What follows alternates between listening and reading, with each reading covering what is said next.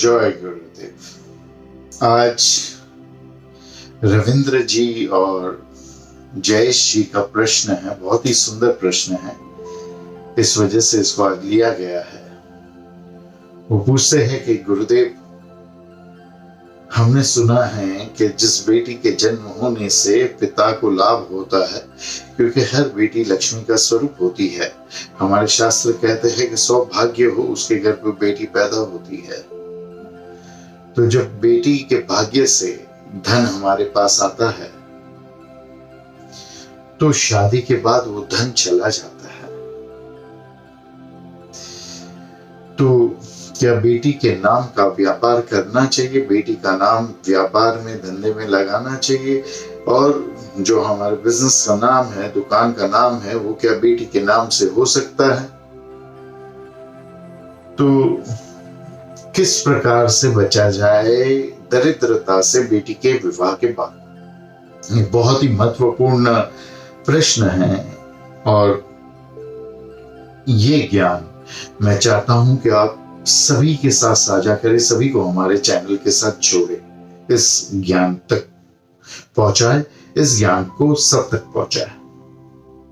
तो सबसे पहली बात तो ये है कि बेटी के नाम का कभी भी व्यापार नहीं करना चाहिए। बेटी का नाम व्यापार में नहीं डालना चाहिए। बेटी का नसीब अच्छा हो तो बहुत व्यापार चलेगा, लेकिन उसकी शादी के बाद सब बंटाधार हो सकता है। दूसरी बात मैं आपको ये कहना चाहता हूं कि 2 प्रकार की विधियां ऐसी है कि इनको करने से बेटी के विवाह के बाद दरिद्रता से बेटी के पिता को बचाया जा सकता है, बेटी के पिता को पैसों की तकलीफ आने से बचाया जा सकता है। ये कौन से 2 तरीके हैं, ये कौन सी 2 तकनीक है, इसके बारे में बात करते हैं। सबसे पहली तकनीक तो ये है कि जब बेटी विदा हो रही है, शादी के लिए घर से बाहर निकलने वाली है, तब ये विधि को घर पे ही करना है। आपने बहुत सारी हिंदी पिक्चर में ये विधि देखी होगी। बेटी के सीधे हाथ की ओर एक व्यक्ति को खड़ा करना है, एक पतीले में पोहे, कुरमुरे या चावल कच्चे लेकर, और फिर बेटी जो है ये दोनों हाथों से इस पतीले से चावल निकालेगी और पीछे की ओर फेंकेगी। जब वो पीछे की ओर फेंक रही है तब ये वो बोलेगी कि तुम्हारे नसीब का तुमको देकर जा रही हूं। और बाकी घर वालों को क्या करना है? जो उसके पीछे खड़े हैं, बेटी के पीछे खड़े रहेंगे घर वाले, उनको इस प्रकार से अपनी झोली फैलाकर खड़े रहना है। जब बेटी चावल पीछे फेंक रही है तब ये चावल उनको अपने झोली में इकट्ठा करने हैं। जिसकी जितनी झोली और जो जितना करीब खड़ा है बेटी के, उसके झोली में उतने चावल आएंगे। वो उतने चावल को लेकर सफेद कपड़े में, सूती कपड़े में, कॉटन के कपड़े में बांधकर अपने तिजोरी में रख देंगे। और बाकी के जो चावल नीचे गिरे हैं जमीन पर, या पोहे या कुरमुरे जो जमीन पे गिरे हैं, उनको ठीक से इकट्ठा कर कच्चे या पकाकर साफ करने के बाद सभी घर वालों को खाने चाहिए। तो ये विधि पहली विधि है। अब दूसरी विधि जो है वो जब बेटी विदाई की तैयारी कर रही है, विदाई के लिए जा रही है उस दिन, या फिर कोई भी अच्छा दिन देखकर ये विधि को कर सकते हैं। शादी से पहले और चूक गए हैं, नहीं किया है, तो शादी के बाद भी कर सकते हैं।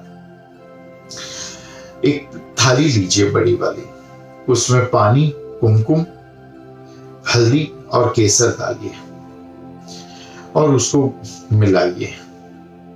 मिलाकर साई तैयार करें और अपनी बेटी को उस थाली में पैर डाल के खड़ा रहने बोलिए। खड़े रहने के बाद उसके सामने, उसके आगे सफेद कागज जिसमें रेखाएं ना बनी हो, लाइन ना बनी हो, ड्राइंग का चित्र बनाने वाला कागज या फिर सफेद सूती कपड़ा, कॉटन का कपड़ा रखेंगे।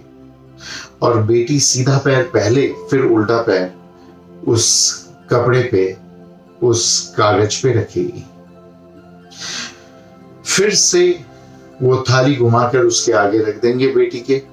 फिर से बेटी थाली में खड़ी हो जाएगी और दूसरा कागज या दूसरा कपड़ा हम आगे रखेंगे। बेटी उस पे सीधा पैर पहले, फिर उल्टा पैर, पैर का निशान बनाएगी। इस प्रकार से जब आप पैर के निशान बनाएंगे, आप उतने पैर के निशान बनाएंगे जितनी आपके पास तिजोरियां हैं अपने घर में, अपने दुकान पर, कार्यालय में, कहां पे भी, जहां भी आप अपना पैसा, गहना, चेकबुक इत्यादि रखते हैं, उतने आप पैर के निशान लेकर पेपर पर या कपड़े पर उनको सुखाकर, मोड़कर अपनी तिजोरी में रख देंगे। और इससे जरूर ऐसा होगा, मेरा पूरा विश्वास है कि बेटी के पिता को गरीबी का सामना नहीं करना पड़ेगा बेटी के विवाह के बाद। काफी समय ऐसा होता है कि बेटियां इतनी शुभ होती है पिता के लिए कि उनके जन्म से बहुत प्रगति होती है और उनकी विवाह के बाद सीधी नीचे गिरना होता है। कभी कभी ऐसा भी होता है कि बेटी के विवाह के बाद पिता की प्रगति होती है, पहले नहीं हुई होती है। तो ऐसा बहुत कम होता है कि बेटी के विवाह के बाद पिता की प्रगति होती है। पर दोनों ही परिस्थितियों में ये विधि करनी चाहिए, इसका कोई नुकसान नहीं है।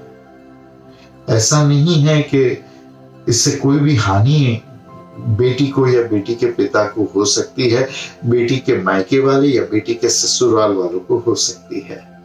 तो कृपया इस विधि को याद रखें और सबके साथ साझा करें। याद तभी रहेगा जब सबके साथ साझा करेंगे। हरि ओम तत्सत।